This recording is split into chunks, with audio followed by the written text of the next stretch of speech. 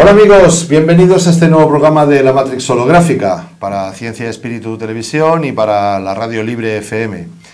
Y para todas aquellas emisoras de radio, de televisión y canales de YouTube que quieran difundirlo. Esto no pertenece a nadie, esto es Creative Commons y para que cualquier persona lo pueda utilizar, duplicar, hacer copias y lo que desee. Ese es nuestro ánimo de lucro. Entonces, bueno, pues muchas veces me preguntan, porque es una charla que suelo dar sobre la Matrix holográfica, ¿qué es la Matrix holográfica? Y la verdad es que cuesta bastante de explicar, cuesta bastante, bueno, casi todo el mundo ha visto la película, pero no entiende muy bien de qué hablamos, ¿no? Así que hoy creo que me van a ayudar y bastante, porque os quiero presentar a un viejo amigo, una persona con la que hemos compartido muchos momentos, muchos días de trabajo y muchos días y algunos días de tensiones también por el estrés de las cosas que hemos hecho, que fue con la persona con la que organizamos esa primera cumbre de exopolítica aquí en Barcelona, que pienso que hubo un antes y un después y que sigue siendo, que yo sepa, la reunión más grande que se ha hecho en la historia en materia extraterrestre, desclasificación OVNI, ¿no? Bueno, cada uno de nosotros ha ido por un camino bastante, bueno, distinto, pero en definitiva bastante parecido en su síntesis, ¿no? Él es, bueno, psicólogo transpersonal, investigador independiente, emprendedor social, conferenciante, escritor, músico, aparte de licenciado en comercio internacional, licenciado en psicología y distintos másters de psicología transpersonal, etcétera. Y bueno, yo supongo que muchos ya lo conocéis también, pues es Pepón Jover. Pepón, ¿cómo estás? Muy buenas tardes, muchas gracias Miguel por darme este espacio para poder hablar. Pues nada, muy bien, aquí encantado de estar aquí contigo. Muy bien, pues igualmente, te digo. Y nos traes el bebé, has estado de parto, ¿no? El bebé, sí. El bebé. Ha sido todo un parto. Ha sido todo un parto, además veo que, como le dicen, el peso del primer bebé, pues en este caso 700 páginas. Sí, no podía ser menos. No podía ser menos, ¿no? Me puse a escribir y digo, bueno, lo que llegue, ¿no? Bueno, yo no sé si las cámaras lo podrán enfocar. Estamos hablando del libro Un nuevo mundo en manos de héroes. Es la primera entrega de Pepón Jover, prólogo de Gabriel Silva, por lo que veo, y bueno, 700 páginas, y yo la verdad es que me he quedado muy alucinado al ver el índice, ¿no? Creía que era todo más bien en la línea que tú un poco más vas, en despertar de conciencia, psicología, pero aquí metes hasta exopolítica. Sí, bueno, porque forma parte del despertar de conciencia. Sin duda, ¿no? Todo no se puede dejar de lado. No se puede dejar de lado y hay que, si lo quieres hacer todo completo, es la parte más holística, ¿no? Claro, por eso luego lo haremos, supongo, ¿no? Pero un despertar integral de la conciencia, en donde hay un despertar interior y un despertar social. Claro. Y creo que el despertar social tiene que ver, entre otros temas, el de exopolítica. Claro, porque yo siempre lo digo, ¿no? Y supongo que tú también lo dirás, quizá con otras palabras, ¿no? No es solamente una curiosidad de que estemos solos o no estemos solos. Más bien lo cambia todo, sí. Estaremos de acuerdo, ¿no? Sí, tiene tantas implicaciones que, claro, es un pilar, es como una pieza, la pieza central del puzzle del misterio de esta vida aquí en este planeta, ¿no? Además, y todo gira alrededor de ahí. Tú lo has dicho, pieza central. Sí. Bueno, pues Pepón ha hecho este libro que la verdad es que tiene muy buena pinta. Bueno, el subtitular sería pues cómo un despertar de conciencia integral nos conduce a una revolucionaria transformación humana. Supongo que un poco la clave es para cambiar el mundo empieza por ti mismo, ¿no? Supongo. Exactamente. Entonces, digamos que ese despertar integral, en la medida que se va experimentando y se va transitando, te transforma como persona. Y en la medida que te transforma como persona, pues claro, vives en el mundo de manera distinta también. Vas haciendo cosas distintas que te van cambiando y esas maneras distintas de hacer las cosas van cambiando el entorno donde estás. Con lo cual, pues cada uno tiene su radio de acción, mayor o menor, pero en la medida que tú cambias, pues cambia tu entorno. Si cambia tu entorno y tu estilo de vida, pues estás cambiando el mundo. Estás cambiando el mundo, estás cambiando tu hábitat, ¿no? Quizá todo el mundo, bueno, hasta donde tú llegas. Es una pieza que al afectar a su entorno está cambiando el mundo, porque aunque sea una, está contribuyendo a que se cambie el mundo. Ya. Como las ondas del agua, ¿no? Claro, el tema es que cuantas más personas lo hagan, pues el potencial transformador de esas personas aumenta. Porque son como pequeñas hormiguitas que están ahí trabajando y que van cambiando su entorno. Y claro, al cambiar tu entorno cambias a otras personas también. Claro. porque tienes una influencia sobre ellas. Entonces claro. ellas a lo mejor a su vez también cambian a otras. Entonces así se va tejiendo una red de cambio y sí que un nuevo mundo en manos de héroes, ¿no? Sería como muy grande. Sí. Pero es cierto, o sea, en la medida que tú estás cambiando el entorno. Y hay gente que tiene más capacidad de llegar más lejos y hay gente que más pequeño, pero no importa. Lo que ocurre, Bebón, a mí me descorazona un poco, sinceramente, ¿no?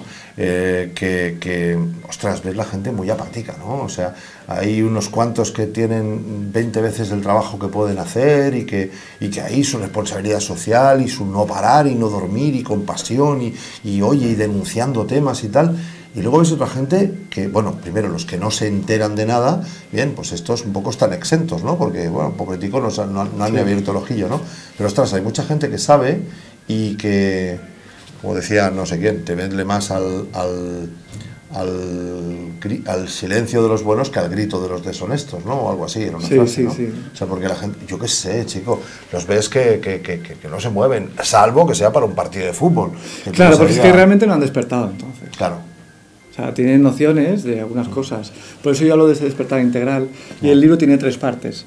La primera parte tiene que ver con cuestionar las raíces de nuestra civilización. Y para ello me adentro en anomalías, pues como por ejemplo anomalías científicas de la conciencia. Desde el paradigma científico ortodoxo, pues la conciencia es un epifenómeno de las conexiones neuronales. O sea, que cuando tú te mueres la conciencia desaparece. Pero claro, desde los nuevos paradigmas de la conciencia, cuando tú mueres la conciencia no muere, sino que continúa. Ya. ¿Vale? Pero hay anomalías, por ejemplo, telepatía, telequinesis, viajes astrales, visión remota. Hay todo un conjunto de anomalías de la conciencia que cuestionan de raíz ese paradigma materialista y científico en el que estamos, ¿no? Luego tenemos anomalías históricas, como por ejemplo el tema del 11S. Creo que la manera como estamos construyendo la historia de estos tiempos modernos, una pieza central es el 11 de septiembre, ¿no? Del 2001, y cómo a partir de ahí se construye un tipo de sociedad pues basada en el miedo, la necesidad de seguridad, de las normas, del control, ¿no? Y cómo todo ese discurso se construye en base a eso. Si cuestionamos eso, pues lo demás hay que cuestionarlo también, ¿sabes? Claro.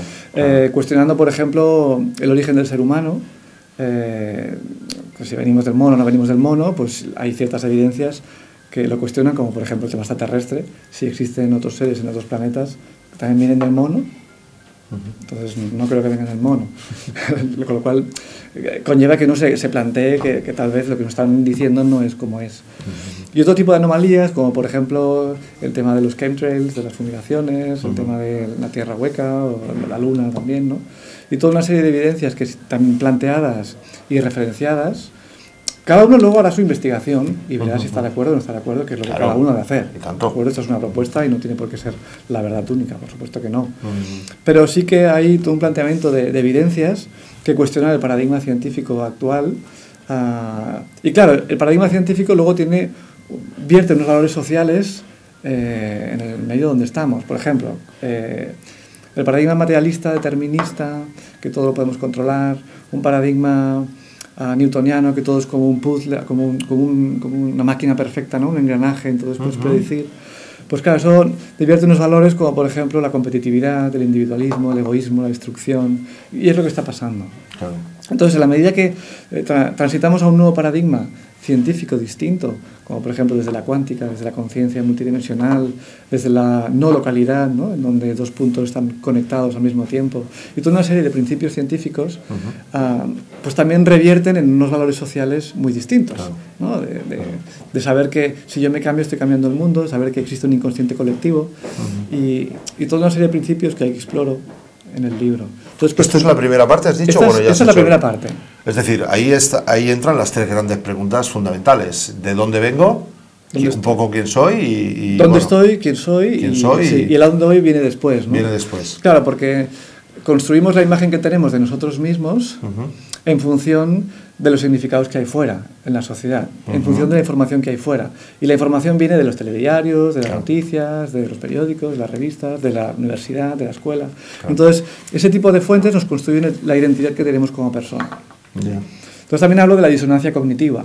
Como otras maneras... Yo lo he hecho mío, eso de la disonancia cognitiva. Yo lo suelto siempre que puedo, que queda muy bien, ¿eh? Desde ciencia y espíritu... Sí, bueno, el tema es que la disonancia cognitiva sería esa sensación de de malestar, ¿no? De ansiedad o de cuando alguien te dice algo que no te gusta o que no te gusta o que no concuerda con tus piezas del puzzle, entonces chirría, ¿no? Porque si no es consciente de la disonancia cognitiva, pues puedes superarla y decir, bueno, vale, estoy sintiendo eso, pero vamos a escuchar más, vamos a ver, ¿no? Claro, si oyes eso ya paras. Sí, claro, normalmente se para y uno lo rechaza y se retira, porque no le gusta. Pero si uno es consciente de que eso es lo que suele pasar cuando se topa uno con informaciones con las cuales no está acostumbrado o no le gustan o hay, yo qué sé, mecanismos de defensa, de negación, pues si uno es consciente y dices, bueno, me está pasando esto en este momento, por tanto me estoy dando cuenta, pues voy a estar más presente, más atento y voy a ver. No me voy a dejar llevar por el automatismo de la reacción de evitarlo. ¿Me explico? Entonces sí que nos damos la oportunidad de crecer, de ampliar nuestras perspectivas. Y la humildad es la colegiatura que hay que pagar para aprender un poco, ¿no? Claro. Es decir, yo no soy producto terminado, a ver qué dice este, ¿no? Claro. Siempre cuento que hay muchos, yo he conocido mucha gente muy de pueblo, muy pueblerinos, ¿no? Y me han enseñado cada conocimiento tan simple, tan universal, claro, que dices, madre mía, ¿dónde está el conocimiento, no? Si está en los, no sé, en los pasillos de las universidades o está a lo mejor ese señor pastor y que toda la vida lleva pues yendo al campo él solo con las cabras, ¿no? Pero cuidado, este hombre está meditando a lo mejor 10 horas diarias, fíjate, ¿no? O sea, claro. Bueno, entonces decías 3 partes. La primera, supongo, esas 3 preguntas. Esa sería la primera parte. ¿Sí? Hay un capítulo importante que además sale de la conferencia que di en Ciencia y Espíritu, que se llamaba Choque de Paradigmas, Revolución de la Conciencia. En el primer congreso. En el primer congreso que hicimos. Sí. Y ese capítulo sale de esa conferencia y está extendido, ¿no? Luego todo el capítulo de exopolítica. ¿Qué es la exopolítica? El Congreso de Exopolítica del 2009. Sí, si te parece, habla de las 3 partes estas, porque luego me gustaría, si nos da tiempo, desmenuzar un poco el menú. Sí. Y ahí veo que la exopolítica es el capítulo 4, ¿no? Sí. Con lo cual, la primera parte es la que 3 grandes preguntas. La segunda parte, viaje interior de La segunda parte tiene que ver con el viaje interior. O sea, sería el despertar interior. Vale. Que yo estos años he estado trabajando el viaje del héroe. De otra conferencia que también he estado varias veces. De Joseph Campbell.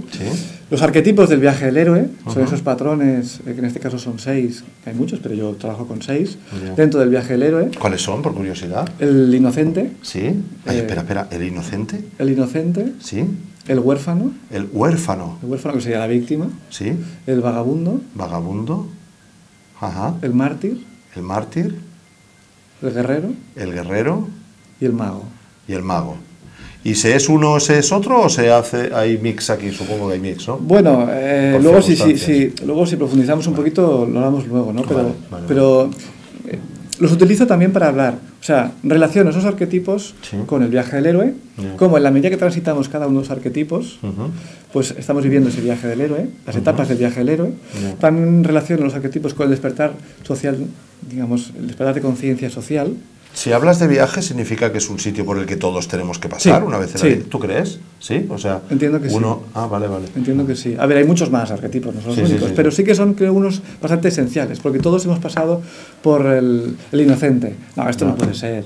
O el niño pequeño, ¿no? Que no ve que hay escaleras y se puede caer. Todos hemos pasado por ese inocente. Sí, en una temporada de nuestra vida o en otra. No, y seguimos siendo inocentes ante cosas nuevas. Ya. ¿Sabes? Ante cosas que no tenemos recursos, porque es nuevo. Entonces, nuestra actitud en relación a la experiencia es inocente.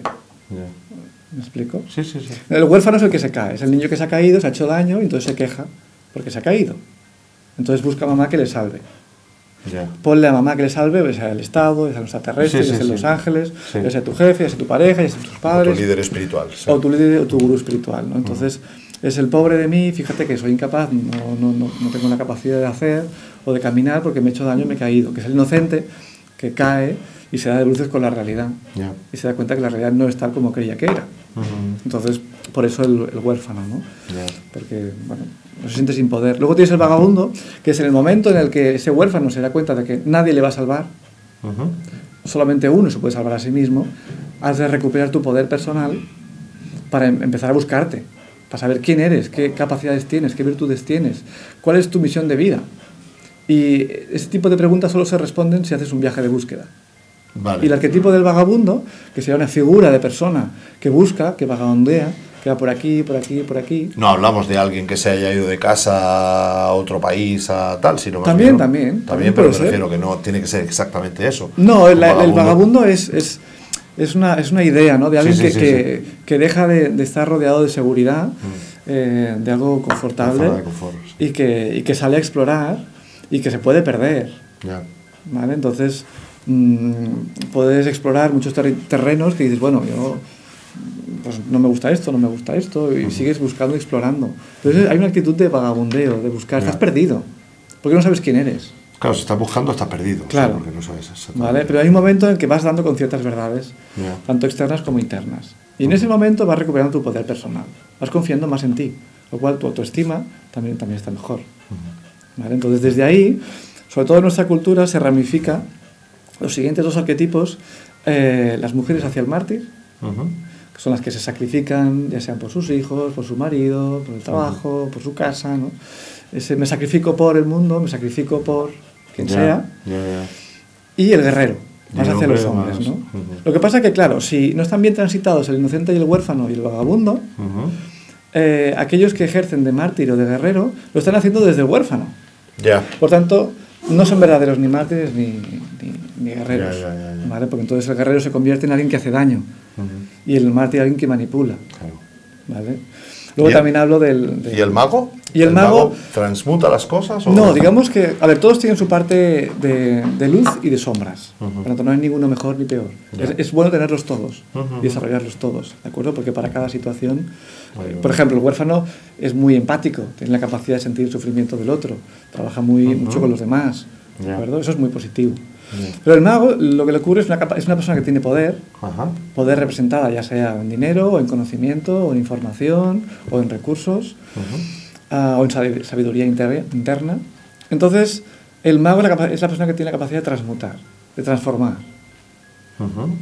¿Vale? Pero su parte oscura es el poder que no se le coma a él. O sea, si no trabaja su sombra personal, el poder se le puede comer. Y ese poder que tiene lo puede utilizar para mal. Dominado por su propia sombra.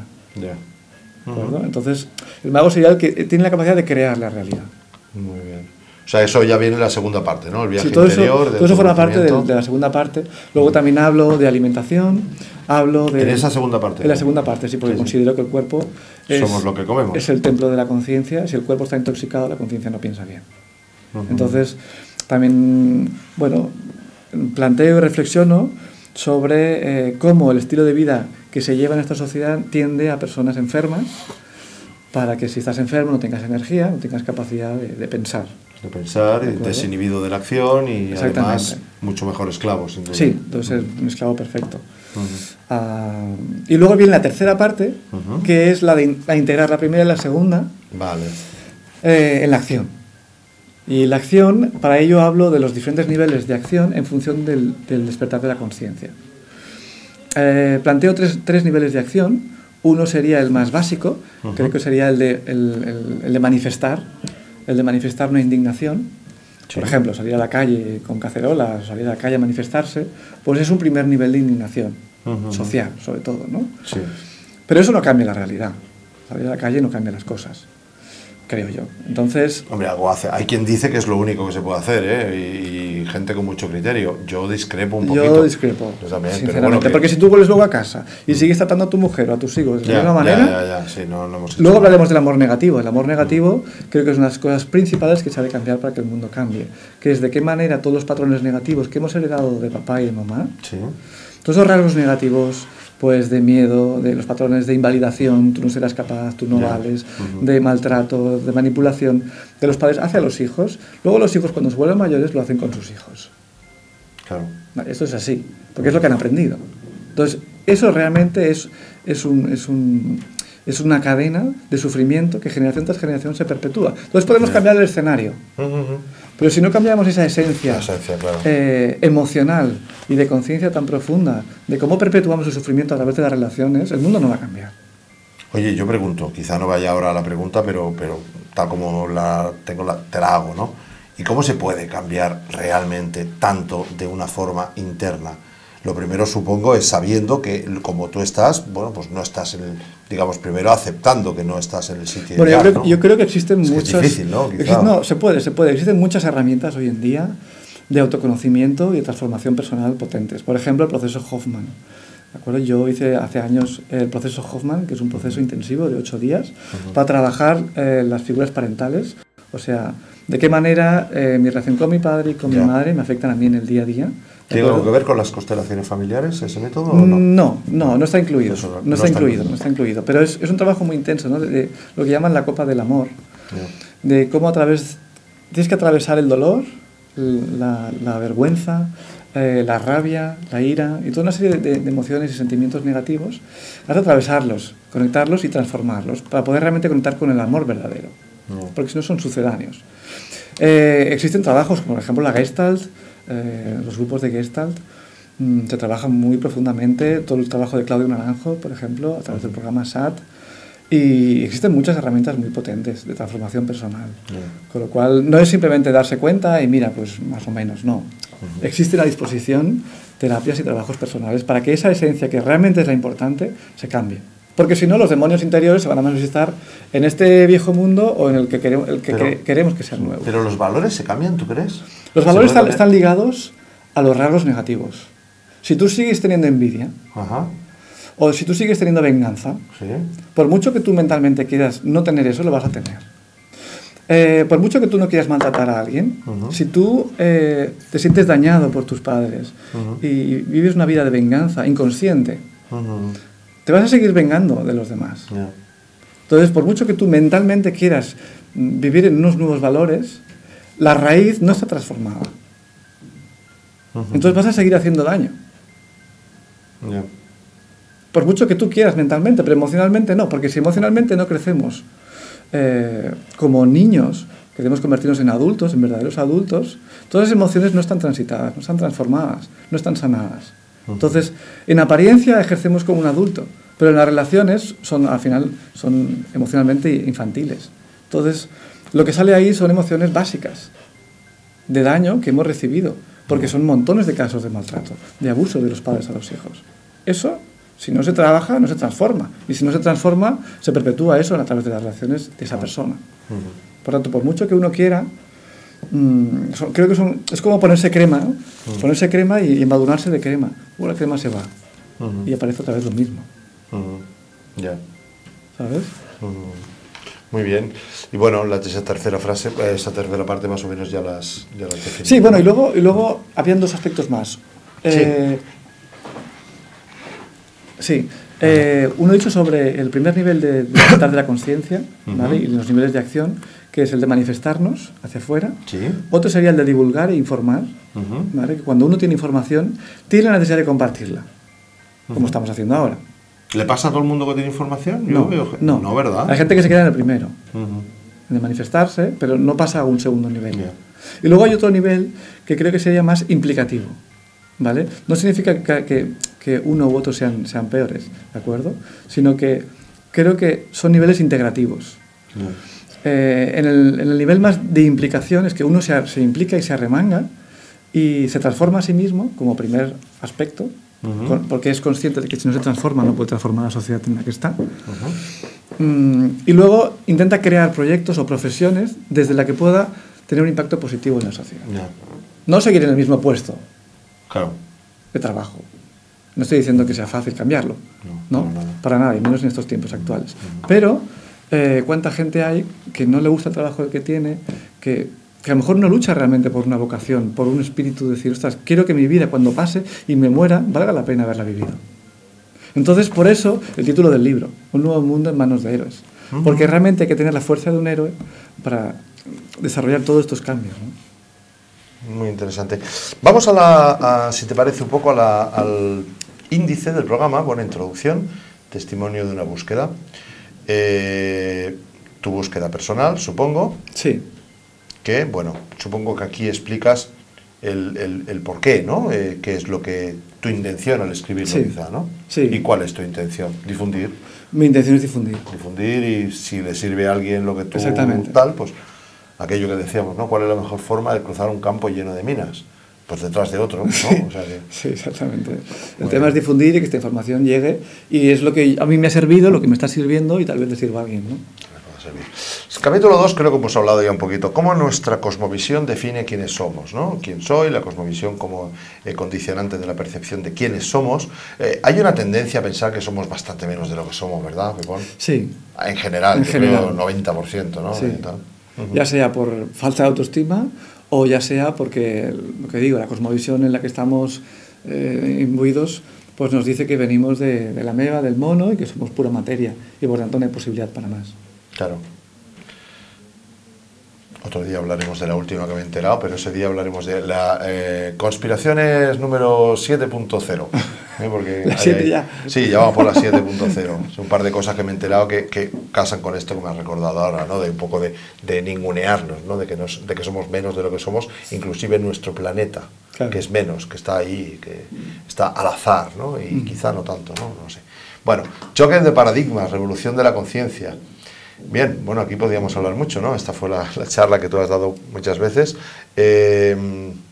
Choque de paradigmas, supongo, en el sentido de que salimos de esa era, llamaré postindustrial, o ya casi te diría poseconómica, ¿verdad? Quizá casi, y estamos entrando en otra era en la cual hablamos de conciencia, ¿no? Pero vinculado a todo lo que es sociedad, sí, economía. El capítulo a este es más científico, puramente. Ajá. O sea, presento cuál es el paradigma antiguo a nivel científico y cómo esos principios científicos revierten en valores sociales y que esos valores sociales pues están teniendo un impacto negativo, que es lo que todos estamos viendo, ¿no? Sí, sí, si nos dicen que somos materia únicamente, pues carpe diem. Pero desde un nuevo paradigma de la ciencia, en donde hay suficiente evidencia para ver que no somos únicamente materia, pues claro, luego eso revierte en los valores distintos. Por ejemplo, si no existe la muerte, si soy mucho más que este cuerpo, pues si estamos todos conectados, si mi conciencia puede ir más allá de mi cráneo y de mi cuerpo, pues claro, la manera que yo tengo de vivir, mis valores y objetivos cambian en la vida, ¿no? Revolución de la conciencia. Capítulo 4, la exopolítica, una pieza fundamental del puzzle. No sé si lo comentábamos offline o no, al principio. Al principio hablaba que era una pieza central de este puzzle, ¿no? Exacto, ¿no? Quiere decir que es más que una simple curiosidad, ¿no? Sí, es más, porque si uno lo investiga a fondo y traspasa la disonancia cognitiva, se dará cuenta de que hay mucha evidencia. Entonces ahí planteo 11 evidencias distintas, solamente las nombro, porque no se pueden ir a través de las 11, solamente la primera, que creo que es la más fuerte.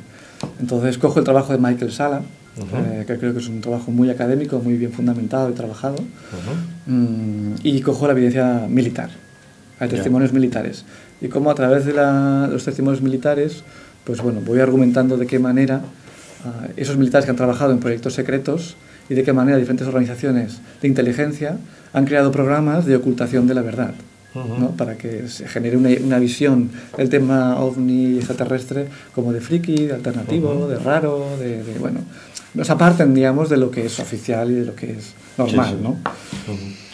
Veo aquí dentro de este capítulo 4 de la exopolítica cosas como, bueno, detrás del telón, los señores de las sombras o, por ejemplo, el dinero y la legalización de la usura. ¿Qué tiene que ver esto con los extraterrestres? Yo lo sé, pero quiero que me lo digas. Bueno, yo creo que el arma de destrucción masiva mayor de este planeta es el dinero, tal como se está utilizando, ¿no? Que sería el cobro de interés. O sea, tal vez es una manera muy sencilla de describirlo, ¿no? Pero si yo soy la banca internacional, yo creo el dinero y lo dejo para que el mundo juegue con ese dinero. Pero yo les voy a pedir a cambio todo el dinero más un 5%. Ese 5% no existe. O sea, que... Es decir, que si tú tuvieras todo el dinero del mundo, por decir algo, claro, es que está muy bien eso. Es como ayer que vi lo puse en Facebook, ¿no? Dice, a ver, si el mundo debe no sé cuántos billones y billones de dinero, ¿a quién se lo debe el mundo? ¿A Júpiter o a quién? Sí. ¿O a un extraterrestre? Claro, digamos que los que crean el dinero, lo crean, lo dejan a cambio de un interés. Pero claro, no existe ese interés, por tanto alguien se va a quedar sin dinero.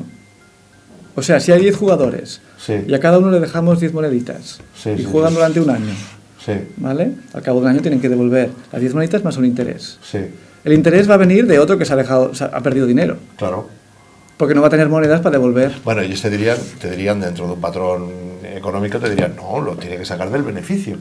Es decir, tú le has dejado 10 monedas a ese jugador y ese jugador pues ha hecho un negocio X, claro, y ha sacado 20, de los cuales dame una, ¿no? Claro, te dirían. Claro. Lo que pasa es que hay otro que se está quedando sin. No, sí, ibas muy bien. O sea, es evidente que algo se ha creado aquí. O sea, sí, aquí no funciona. Algo no funciona. Porque al final pasa que un jugador lo tiene todo y el resto no tiene nada. Entonces aquí hay una cosa que no está equitativa, ¿no? Claro. No solamente eso, sino es el coeficiente de caja. Que es que tú puedas dejarle 1 euro a un banco y el banco pueda dejarlo 9 veces. Claro. Y te pueda pedir interés sobre esas 8 veces. De algo que no existe. Y si no lo devuelve, se queda con algo real. Vaya. Que se lo diga. O sea, de algo irreal se queda en algo real. Algo real. Hay algo que no funciona. ¿Y dónde ves tú los exopolíticos aquí, la exopolítica? Bueno, porque analizando los señores de las sombras, ¿sí? Digamos, porque claro, la pregunta lógica es, bueno, si existen los extraterrestres, ¿por qué no se manifiestan? ¿Y quién querría que no se manifestasen, sino ocultar la información? Bueno, ¿y quién querría, claro, hablando del capítulo anterior del 11S, por ejemplo, ¿no? Claro. Pues claro, los interesados. Es un hilo conductor que nos va llevando hasta que realmente hay ciertos individuos terrestres y probablemente no terrestres que tienen un interés en que seamos más esclavos todavía. Entonces, profundizando en los señores de las sombras, pues claro, el dinero forma parte de la sangre del sistema y es necesario hablar de ello, ¿no? Sí. Muy bien. Bueno, pues seguimos. El dinero, el éxito de la ingeniería social para encubrir la verdad. Tela marinera, te metes en todos los jardines, chico. Madre mía. Bueno, bien, seguimos. Capítulo 5. Héroes de hoy, líderes del mañana. Héroes de hoy, líderes del mañana. Sí, porque esto quiere decir que héroes de hoy, líderes del mañana, porque aquí no hay nada que hacer, se les va a decir a esos héroes, se les va a reconocer cuando estén muertos ya, porque no se puede hacer nada. Bueno, esperemos que no cuando estén muertos, ¿no? Pero sí que es la idea de que aquellos que se atreven a hacer cambios hoy, pues tal vez nadie les escuche. Ya. Pero pasará un tiempo en el que será un ejemplo para los demás. Ya. Y cuando empiezas a ser un ejemplo para los demás, empiezas a ser un líder. Pero no para que te sigan, sino para que otros hagan lo mismo que tú. Tú sabes que yo tengo un maestro, ¿no? Que te había hablado de él y tal, ¿no? Y el otro día comiendo con él me dice, vas a ver a los grandísimos y tal, y le haces una pregunta trascendental, ¿y esto qué es? Y tal, y cual, y se ríe, no importa, y siempre no importa. Claro. Y al final dice, es que realmente, según él, está todo perdido. Cuidado, según él, desde un punto de vista bastante, bueno, no sé si realista o pesimista, no lo sé, ¿no? Dice, está todo perdido. Aquí estamos trabajando para futuras generaciones, para lo que se quede aquí, pero no lo que se quede físicamente, sino lo que se quede, digamos, dentro de la conciencia colectiva, ¿no?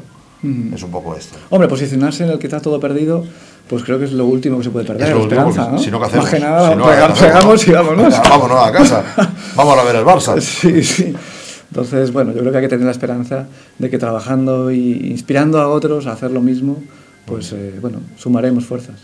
Bueno, este tiene un submenú muy interesante, ¿no? Los falsos héroes, héroes de verdad, la sociedad los necesita, características de los verdaderos héroes, somos o no héroes en nuestras vidas, conexión con lo trascendente, el anclaje del héroe, mitos, en fin, supongo que vinculado con el mito de la caverna de Platón, sí, ¿no? También. Sí.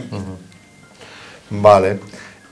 Capítulo 6, el viaje del héroe, un arquetipo de transformación interior.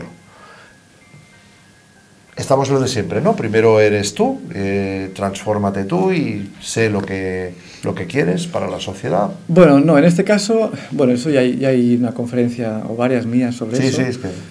el mito del viaje del héroe es una historia que está en diferentes culturas, desarrollada por Joseph Campbell, el mitólogo del siglo XX. Vale, hablas del viaje del héroe. Hablo propiamente del viaje del héroe y todas sus etapas, aterrizadas en el día a día. Ajá. Porque sí que hay libros de mitología, pero a mí lo que me interesa es cómo esas fases se aplican en el día a día. Claro. Muy bien, muy bueno. Arquetipos del viaje del héroe, espejos de autoconocimiento. Bueno, lo que hemos hablado antes, ¿verdad? Sí, o sea, te basas en el inocente, el huérfano, el vagabundo, el mártir, el guerrero y el mago. Sí, exactamente. Bien. Capítulo 8, despertar de la conciencia integral. Bueno, ¿qué es despertar y qué es la conciencia integral? O sea, vale. Despertar para mí es darse cuenta. De que esto no es lo que parecía. Bueno, eso sería una parte del despertar, de que esto no es lo que parecía del mundo de fuera. ¿O es hacerse esas tres preguntas? ¿Quién soy, dónde vengo, dónde voy? Bueno, forman parte del despertar. Pero mira, si despertar para mí es darse cuenta, ¿pero de qué nos damos cuenta? Y ahí está el kit de la cuestión. Porque yo me he ido encontrando gente en esta trayectoria, en diferentes entornos, que se dan cuenta de algunos aspectos de la realidad. Tanto de sí mismos como de fuera. Pero no integran las diferentes piezas.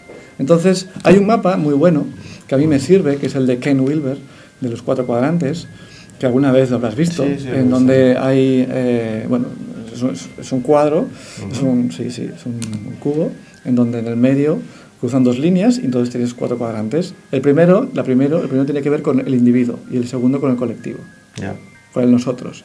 Entonces, el primer cuadrante es la parte que tú no ves de mí, solamente yo veo de mí. ¿Vale? Es el mundo interior. La parte externa del individuo es lo que tú sí que puedes ver de mí y es el impacto que yo tengo en el mundo. El cuadrante interior colectivo, el nosotros interior, tiene que ver con mi paradigma, el paradigma que yo estoy compartiendo con otros, ya sean mis amigos, mi familia, mi entorno, mi grupo de referencia, ¿de acuerdo? Que hay muchas burbujas de realidad, hay muchos ámbitos, ¿no? Pero ese es un ámbito que compartes con los tuyos. ¿Vale? Es tu linaje, etcétera, etcétera. Y luego está el mundo exterior, que compartimos todos. Que ahí sí que está la economía, está la política, está la cultura, está la ciencia, etcétera, ¿no? Entonces, lo que sí que hablo en esos 4 cuadrantes, si en el centro ponemos un círculo blanco y el resto nos lo imaginamos oscuro, el darse cuenta es ir extendiendo ese punto blanco a los 4 cuadrantes. Y el extenderlo significa me doy cuenta de aspectos que no sabía, tanto de mí mismo como del mundo de fuera. Y como en la medida en que me estoy dando cuenta, me está transformando a mí mismo. Porque está transformando la visión que tengo, tanto de mí como del entorno. Me transforma como persona. ¿Vale? Entonces, por eso hablo de los 4 cuadrantes, porque son 4 dimensiones importantes, que no todas las personas, por ejemplo, que son activistas en el 4º cuadrante, pues tienen un trabajo personal.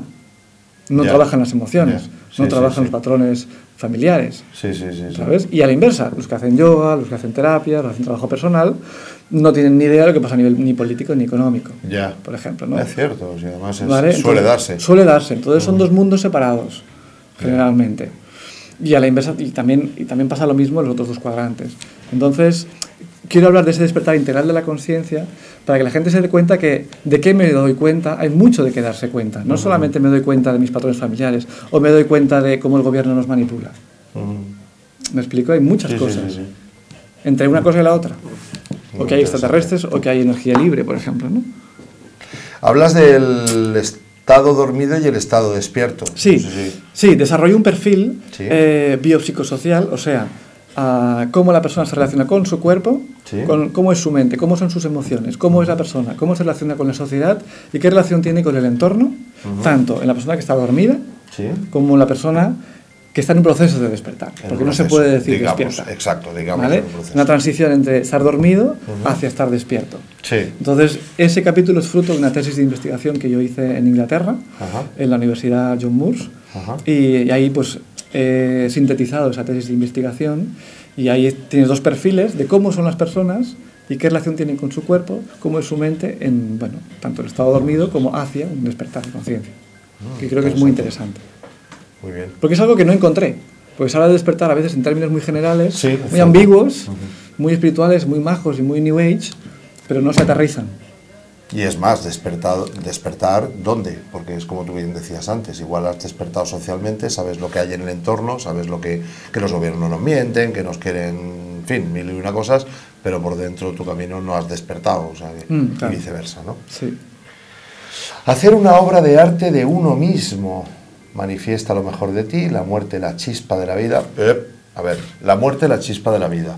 En la muerte te mueres, ¿no? Claro. ¿Y dónde está la chispa? La chispa de la vida está que como que te vas a morir, pues mejor que aprovechar la vida. Vale. O sea que la muerte es la chispa de la vida.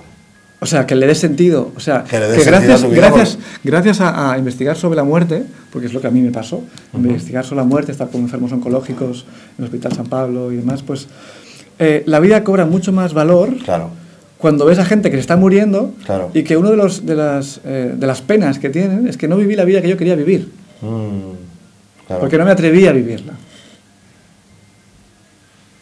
Muy fuerte eso. Una vida de autenticidad, el hilo conductor de la transformación interior. A ver, ¿puede ser que alguien no quiera ser auténtico queriendo? ¿O todo el mundo en el fondo cree que él es buena persona? Todo el mundo en general, excepto los psicópatas, yo creo. Excepto los psicópatas. Yo diría que creen que son buenas personas. Y a lo mejor el tipo... Pero generalmente no lo somos porque tenemos rasgos negativos. Los rasgos negativos que hemos heredado de nuestros padres se siguen manifestando en el día a día. Yeah. Con lo cual seguimos siendo hipócritas, seguimos mintiendo, seguimos haciendo daño, seguimos manipulando, seguimos vengándonos, etcétera, etcétera. Pero a lo mejor somos buenas personas, pero esos rasgos también están, ¿no? Entonces... Dos cosas interesantes que veo aquí. El amor negativo. Amor si negativo. es amor, ¿es negativo o Sí. posesivo? No, por ejemplo, ¿no? forma parte del amor negativo. Vale. O sea, todos desde niños queremos ser queridos por nuestros padres. Correcto. Lo que pasa es que nuestros padres no tienen todos los recursos que querrían tener para educarnos. Entonces, ¿qué pasa? Que a veces nos pegan un berrido, Sí. a veces nos castigan, a veces nos maltratan, a veces nos dejan castigados en la habitación. Entonces, lo que hace el niño es adaptarse. Se adapta a esas condiciones. Ya, Y adaptarse significa, voy a hacer lo que mis padres quieren para yo ser querido. ya. Y si eso significa maltratarme, lo haré. Si eso significa... A ver. Si eso significa maltratarme a mí mismo, lo haré. Claro. Con tal de llamar la atención de de ser mis querido. padres. Vale. Si eso significa no llorar nunca más, lo haré. Si eso significa llorar, lo haré. Si eso significa no manifestar mi amor, lo haré. Quiero decir, hay toda una serie de patrones negativos y conductas negativas que son asimiladas, tanto aprendidas por imitación, Sí. como desarrolladas como mecanismo de supervivencia ante esa circunstancia difícil, para recibir el amor de mamá y de papá. Si papá no quiere que le moleste, no le voy a molestar. Por tanto, luego yo en mi vida a lo mejor pues no voy a molestar. ¿Me explico? Yeah. Por ejemplo, si un caso muy reciente de una mujer que perdió a su hermana con 20 años y por un accidente o una enfermedad, no recuerdo bien. La cuestión es que esa hermana, o sea, la madre, ha estado maltratando a la hija diciéndole que la que se tenía que haber muerto es ella y no la otra hermana.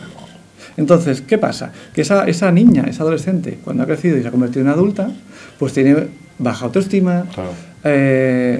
no se atreve a confrontar, tiene una serie de miedos que vienen a raíz de una situación familiar. Entonces ahí hay un amor negativo. Por ser querido voy a hacer todo lo posible para que me quieran. Y eso significa esforzarme al máximo y ser el mejor del mundo, aun sacrificando mi salud, pues lo voy a hacer. Eso es amor negativo. A lo mejor tus padres ya no están muertos, Sí. ya se han ido al otro lado. Sí. Pero lo sigues haciendo porque es un programa que está ahí. Claro. ¿Sí? Bueno, en este caso has hablado ahora sobre el amor paternal y maternal, ¿no? ¿Y cómo sería ese amor negativo, quizá, en una pareja? ¿Cuándo se puede dar? Quizá cuando esa persona... El amor negativo en una pareja, pues se da cuando esos patrones están ahí. O sea, cuando yo utilizo ¿Pero a mi pareja... de tus padres? Los quizás mismos, los mismos. A ver, Porque no puede están en ser- todas tus relaciones. Están en todas tus relaciones. Lo que pasa Bueno, es tú que en acabas de esa conocer a una todavía mujer- salen más, Claro. porque es más íntimo y se comparten mucho más. Ajá. Todavía eres más auténtico con tu pareja. Ujú. Bueno, sí, además no es tan difícil de ver, ¿no? Cuántas parejas están haciendo daño los unos a los otros. Porque hay patrones ahí de amor negativo. Vale. La enfermedad como oportunidad de autoconocimiento. Qué buena esta. O sea, empiezo a darle valor a las cosas cuando las echo de menos, te pones enfermo, echas de menos esa salud y en base a ahí empiezas a autoconocerte. Bueno, el cuerpo habla.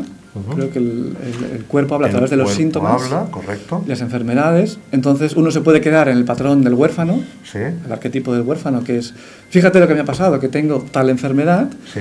y me vuelvo impotente y espero que el mundo me cure, espero que el mundo me cuide, etcétera, Ya, etcétera. entiendo. Manipulo para que me cuiden, Sí, ¿vale? sí, sí. Soy el huérfano.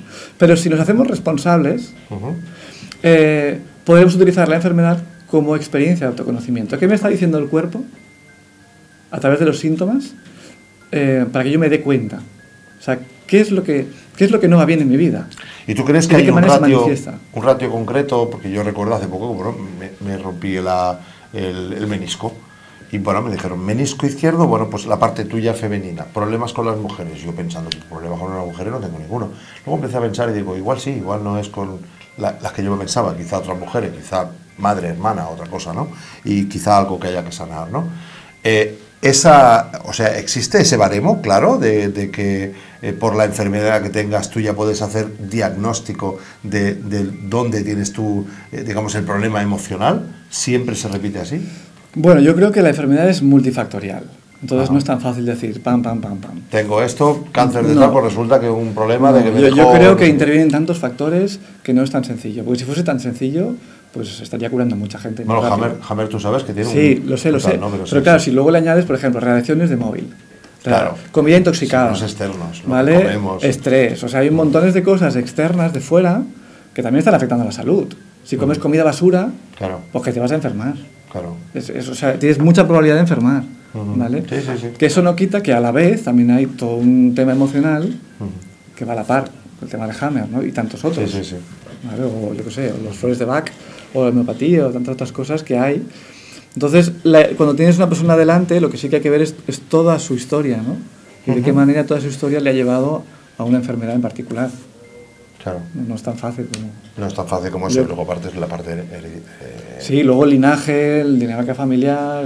Vale. Capítulo 10, dedicado a la alimentación, somos lo que comemos. Pero veo que, bueno, hablas de 3 apartados importantes, ¿no? El glutamato monosódico, el aspartamo y el azúcar, ¿no? Quizá como puntos así, aparte de la carne y tal, ¿no? En la introducción de ese capítulo hablo mucho sobre la alcalinidad. O sea, la importancia de que el cuerpo se mantenga alcalino, en su diseño alcalino, para que se mantenga sano. Porque en la medida que empezamos a acidificarnos, es cuando el terreno donde están las células pues empiezan a enfermar, empiezan a transformarse en células malignas, ¿no? Sí. Y claro, ese pilar de la alcalinidad es un pilar muy importante que no se está difundiendo, porque de hecho Antoine Béchamp era contemporáneo de Pasteur, ¿de acuerdo? Y fueron los 2 investigadores de esa época en la que Pasteur decía que la enfermedad proviene de la célula y Antoine Béchamp decía que la enfermedad proviene del terreno donde está la célula, o sea, del entorno. Pero, ¿qué pasa? Que con estos años se ha dado mucho pie a Pasteur y se ha quedado completamente descartado Antoine Béchamp. Es como Tesla, por ejemplo. Nikola Tesla ha quedado completamente desterrado de la historia, ¿no? Porque tenía mucho conocimiento y mucha técnica. Entonces, ¿qué pasa? Que hoy en día pasa lo mismo. Que Pasteur desarrolla los antibióticos, desarrolla las vacunas, desarrolla la guerra contra la enfermedad, desde fuera. ¿Vale? Entonces, Antoine Béchamp dice que la enfermedad proviene desde dentro. O sea, en la medida que tú limpias el cuerpo, en la medida que tú le das al cuerpo lo que necesita, el cuerpo se reestructura y se sana a sí mismo a través del sistema inmune.